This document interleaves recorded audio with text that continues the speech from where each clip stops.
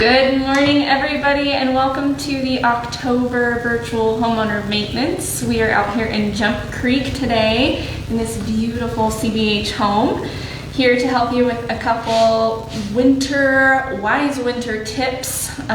We know the weather's turned for quite a cool little bit, so we wanted to kind of prepare you, give you some ideas of what to do and what not to do during the colder times of the year. I have Mark here. He's our 5-star Mark. He's our knower of many jack of all trades kind of guy. He'll be able to run through quite a few things with you. We've got a few different topics that we're gonna blast through here for you today. Don't forget to comment on the video. Ask your questions about ideas of what you do think and don't think you should do during the winter time, just so that we can get through those questions at the end. And homeowners that do comment will be entered to win a $50 Home Depot gift card that we'll go ahead and pick at the end. So to get us launched off, I will pass to Mark to get us started. Thank you, Taylor. Yes, here we are in Jump Creek. It's very nice, spacious subdivision here, no question about that. I even have a script today that gave me this little thing I should be following all the way through the whole game plan here for ideas of keeping your home a little bit warmer, a little bit safer, dealing with the issues of concept of winter, obviously. What things should we be doing, as Taylor talked about, and what things, well, maybe we shouldn't really look into those. So, without any other waiting at hand, the things we need to go into. For example, we'll just swing around the corner here, and we got this beautiful home here. I'm gonna switch on some lights, and next thing you know, I'm in the furnace room here. It's nice and easy to get to. Furnace, dealing with the middle of winter, is my best friend, I'll tell you. I'm born and raised in Minnesota, taught in Montana for, 17 years. We got some real brutal winters, obviously, and I really enjoy a warm home. So I want this guy completely happy, we'll say, and functioning at 100%. Well, the nice thing about this particular furnace, they work great, fantastic, except a couple of things that we always have to do, okay? Obviously, it's self-contained, it's all set to go. We got our gas line, make sure our gas line is in the on fixture portion. It's straight across like that. We want to obviously keep natural gas coming into this. We obviously want to make sure we have our condensation line going down into the drain issue there. So that should be all taken care of. We're good to go. So maintenance-wise in here for you personally, hey, just looking, just visual look, common sense would tell me, hey, we're good to go. I don't have a bunch of newspapers piled up in here. I don't got those empty paint cans or something. No, none of that. Keep it clean, keep it clear. We're good to go. That is set. Fantastic.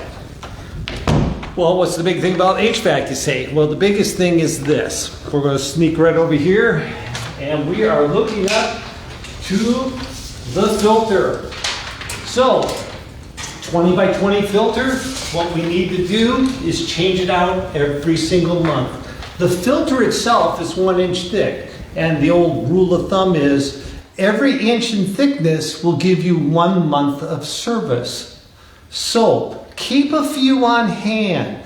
We want to keep these in-house, keep them in your storage area, something. Keep them on hand every single month. Let's say it's the first of the month. You want to get into that routine? Absolutely. Get into that scenario. Hey, I'm going to get my step ladder out. Obviously, we're going to need a little longer one for this. But hey, I'm going to open that up, change out my filter every single month. That's what will keep that furnace functioning very efficiently. Clean filters, changing them out, especially in the subdivisions. Unfortunately, there's other places they're building. You're getting a lot of dirt and dust in the air. This does have 100% makeup air coming into it. Change those filters consistently. Keep them clean. And that's what will keep that furnace functioning very well, which will keep you warm. That's the key. Now, next issue. They talked about, hey, what do we do if we're leaving and we're going off to see the grandkids, like I hopefully plan to do so, and it's Christmas time and I'm going to leave my house and I got to leave it unattended. Well, what things do we need to do? Well, let's venture into the garage and I'll show you what we need to do on these issues. First and foremost, with thermostats in the homes, keep it at 65 when you're gone so the furnace runs.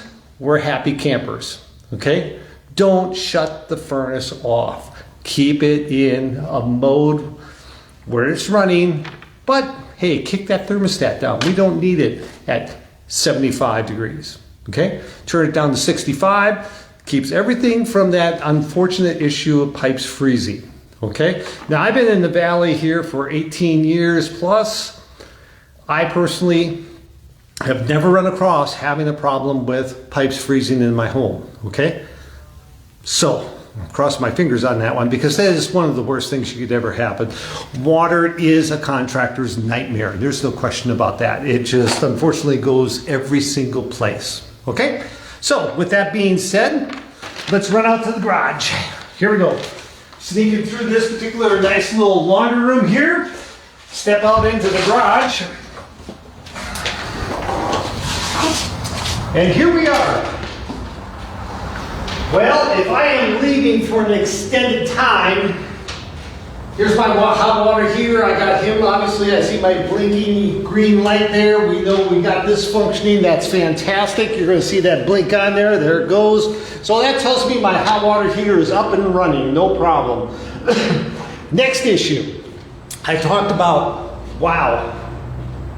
Water running is a contractor's worst nightmare. That if this pipe freezes, excuse me, it could flood. And if I'm not home and it floods, it'll wipe out my whole house. What should I do? Before you leave, excuse me, shut the water off. You just simply turn the water off. That will tell me I will not have a problem if a pipe happens to break having water leaks in your home. Problem solved. We can rest assured we will not have a problem inside your home. Okay? That's step one. Okay? I'm going to pop him back on because I'm going to use this a little bit later. Okay, so that is a huge benefit. Just simply turn that guy off. I can sleep at home, away from home, seeing the grandkids with no problem at all. Feel much better at that, okay? So we talked about the HVAC issue, about the issue of the filters. We talked about the issue of how I was rest assured with the water being shut off. What do I do outside? Okay, well, let's step out and we'll find out.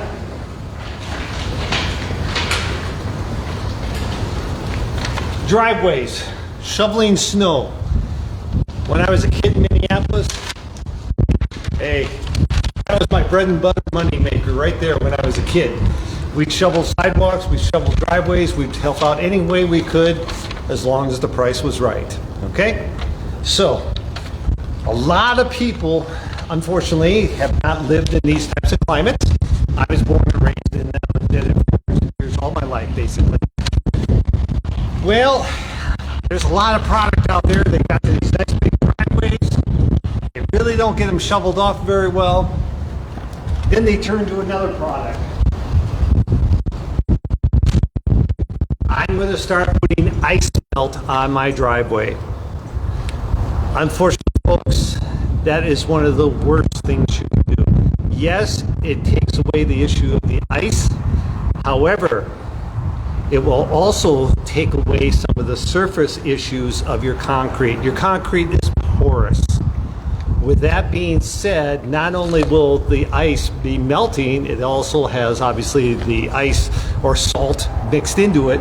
It goes into the pores of the concrete and it will start blistering. That will basically null and void your warranty issues on concrete. So please stay away from this. Then you're going to say, well, what do I do? Honestly, the weather here is unique, to say the least. It'll snow, let's say 2 inches, 9 o'clock in the morning, you got 2 inches of snow, and by 3 o'clock that afternoon, the sun came out, a lot of it melts away. So a great substitute in this situation is simply apply applying sand. Throw the sand out on the driveway, you're good to go. That will, I know the issue of slips, trips, falls are the biggest concern for all people. I get that. I really understand that. I am at that age where I do unfortunately have to worry about that. But using the sand is a lot better in the long run, believe me, than the ice melt. So please stay away from that. Okay? Next issue. Garden hoses. Here we are. We're out with the garden hose. Hey, it's nice out. It's about 65 degrees. My grass is looking a little peaked, so I'm out here doing a little watering, okay? Okay, then it's supposed to rain for the next 3 days. Then you see long-term issues, let's say it's Thanksgiving time, and they start talking about snow in the valley. Well, that tells me that should end my watering issue, okay? So what do I do? Well, we're going to follow around the hose to the corner of the house here.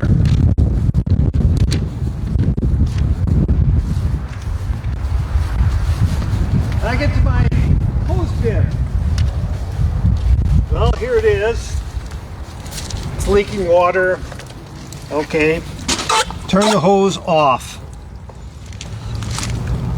I'm going to disconnect the hose.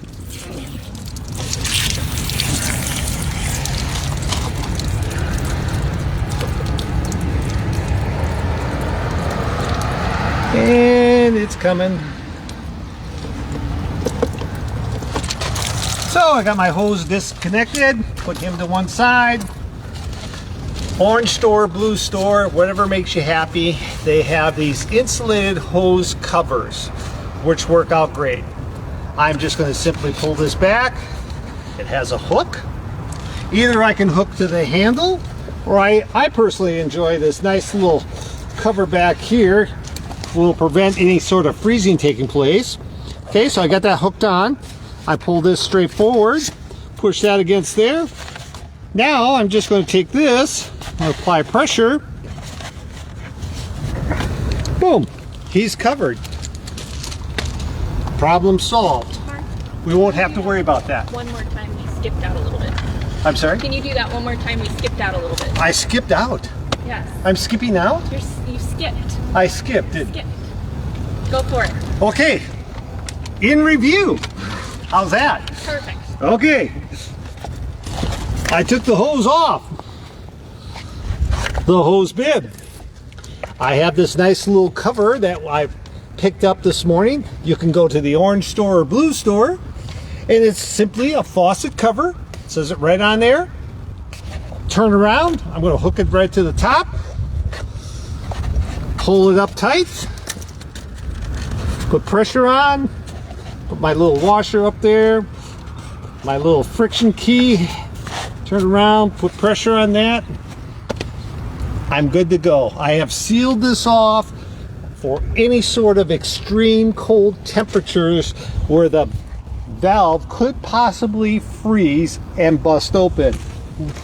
How does that happen? Very simple. If I leave the hose connected, and you saw all the water coming out when I took the hose off, that will have a tendency to dissipate, or have cold temps go in and through the valve and into the valve itself, which is about 16 inches into the wall there. And if that pops, that's where we get the issue of flooding in the home. So make sure you have all the hoses disconnected from the hose bibs. So please make sure of that. So what do I do with this guy? Well, I simply, winter time comes, I'm trying to get that kink out. Come on, there it goes. It's a process known as draining the hose. So I'm going to simply pick it up. I want all the water to go downhill. I'm going to drain the hose. Once I get to the very end, then I will start rolling my hose up. Fasten it, wrap it up, put it in your garage. You're good to go until spring. Okay? On the outside of the home, this particular home does not have what is known as vents. My old story was, hey, it's Thanksgiving time, you need 20 minutes of your own, you pick up your favorite sarsaparilla, you go outside because the kids are driving you nuts, everything's flying around the neighborhood. I need 15 minutes or 20 minutes, whatever the case may be. I gotta close all the vents. Go outside, close all those vents, you're good to go. Easter, everybody's around the house, everybody's going crazy, you need 15 minutes, that's when you can open them back up. So that's my rule of thumb, we'll say, dealing with vents themselves. If you happen to have gutters on a particular home, make sure you have those clear and clean. We don't want any ice dams on those issues at all either. Okay? Other than that, I got one other thing that I would highly recommend. It's not on my little list here, but I thought of this last night.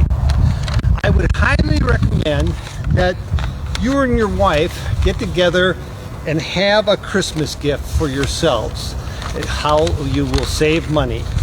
Well, you can go to the orange store or blue store and you can simply pick out what is known as a storm door. Make sure you take your wife with you, because no matter which one you pick it out, it's going to be wrong. So you might as well just take her with you right now. Go there, pick out a storm door. If they install it, you simply write on that particular contract that they always have you fill out, I want a vacuum tight seal on my front door. Meaning this: when you go to the front door of any home, that particular molding around the door is called brick mold, and they're going to install this right on that brick mold, that storm door. This is a glass door. It's not a security door, it's a glass door that will knock down the wind before it hits your insulated corridor. So if the wind hits the glass, the wind gets knocked down. If you have a vacuum tight seal between the storm door and your other door, that's an R value, and that will also help on keeping your home warm during the winter months and cool during the summer months.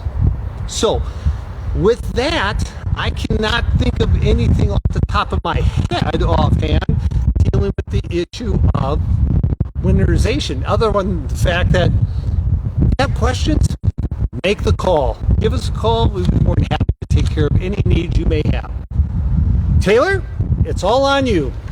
Up to me. So we've got a couple questions. I'm going to cover one first off, that how to know if your foundation vent is open or closed. So if you do have foundation vents, obviously we can't show you that here today, but if you do have foundation vents, they have a small lever in the middle of the foundation vent or off to the side that if it's open, it'll be kicked back and sticking out straight out for you. To make sure that those are closed, you want to pull that lever towards you, towards the outside of the home, pull it out and let it drop down. Now if it hangs loose and it hangs almost flush to the foundation vent, you're good to go. Foundation vent is closed for you, so you're good to go on that. Hopefully that'll help kind of explain that process. If we have more questions about that after this video, I'll see if we can maybe stop by and take a specific video on opening and closing those foundation vents just to be safe. So if you want to see a video that specifically goes over that, just let me know in the comments below. Shoot us an email at customer care. Do what you want to do. We do, Mark, have just a couple more questions for you. Yes. Don't run away yet. So one of our homeowners, we loved the comments. They were all over the place. It was awesome. So first of all, the 1-inch rule was fantastic. I didn't know that myself, so that was a fun tidbit of information for my own home. That's not hard. That was fantastic. So first question was, if they turn the water off for vacation, is it that, are we understanding correctly that you want to turn the water off and leave the heat on both? Correct. Okay. Okay. So we just wanted to clarify on that a little bit. We went over some other locations for water shutoffs. Obviously, this home is a slab home, so your water shutoff is going to be in your garage. Yep, slab on grade foundation. You don't have a crawl space, so your turnoff is going to be in your garage. In other homes, it's going to be in a crawl space. You may crawl have space lid. Crawl space lid. Yes, Right, you may right by have the a lid. couple. So you could have one. You could have a couple crawl space lids in different areas of the home. Make sure you open that up. It should be around the rim of that crawl space lid, and make sure you check under insulation and that sort of thing. It can be hiding a little bit. So that's where they are in crawl space homes. So take a peek for that. Make sure you know where that is, just for emergencies. Even if you're not turning it off for vacation, just know where that is, just to be safe. For the bibs, this one I don't know the answer to, so you're gonna have to help me on this. Can folks leave timers for like sprinkler systems and that sort of thing attached when they take their hose off for the winter? I would pull the timer in as well as the hose. Anything in extreme cold temperatures. Cold temperatures and wind are very, very hard on mechanical devices. When I was in college 100 years ago, I get all the calls. I was a service station guy. You go out and fix cars, you jump cars. Unfortunately, sometimes we had to tow them in. But those batteries and the mechanical aspects of cars really take a toll in cold temperatures. Well, I consider that the same issue of any sort of mechanical devices outside. It will be a little harder on those devices. So the best case scenario, disconnect the whole thing, leave the hose bib basically the way you found it when you bought the home, and just cover that. It'll be a lot cleaner for you in the springtime when you're putting everything back together. So, yes. Perfect. And last but not least, we want to know what our timing looks like to start putting those hose bib covers on. Like, do we do it now? Do we wait a couple months? Do we wait till the first snow? What do we do? Okay, it's a good question, and uniquely enough, it's 65 degrees right now, and we're supposed to get this huge rainstorm. It's going to be 3 days of rain or 4 days, or no one knows. Let's face it, if you can tell exactly when issues are going to deal with weather, you'd be a millionaire, no question about that. I normally go with the fact of, the same thing with the vent boxes. You're getting towards that third and fourth week of November. Yeah, you're going to get that cold temp, and let's start sealing things up and button end up. Basically, like I say, that long Thanksgiving time period there. I know the kids are home from school that particular time. I remember when I was in school, hey, we got out on Wednesday, and next thing you know, got Thursday, Friday off, and we're back in the next Monday. Well, nowadays it appears that school districts are taking that whole week off. So with that whole concept of that whole week, I would definitely, that's when you would start buttoning things up. Let's get things taken care of at that point. That's one less problem you have to even consider prior to the real issue of Christmas time. I mean, it gets to that, and we know that is going to be a heck of a time for all families. So that should do it. Okay, so it looks like we do have quite a following for the idea of a foundation vent video. So we'll go ahead and make one of those for you. I know not a good example with the slab foundation for foundation vents, but it's good to know when you will and when you won't have a foundation vent. So folks that have a slab foundation, you're good to go for the winter on that front. But crawl space folks, we will definitely get on that video for you to take care of that for you. Otherwise, we love the comments. Thank you so much for watching. We will be back next month for another video. If you have any requests, if you have any ideas for things that you've got questions on or anything, please feel free to give us an email or a phone call out in customer care. You can email customercare@cbhhomes.com, or you can call us at 208-953-2217. And we'd be happy to answer those questions and field those for you if you've got anything that's coming up on ya. Final reminder, do get those sprinkler blowouts done so that you can protect your sprinkler system. Just don't risk it. We love sprinkler blowouts just to make sure that that's taken care of. One thing marked off your list. It's inexpensive, easy to do, super quick. So we'll see you next month. If you've got any other questions, please let us know. And if you have any other questions that we haven't answered here today, we'll follow up with you after this video is over and answer those for you then. Thank you so much. Talk to you soon.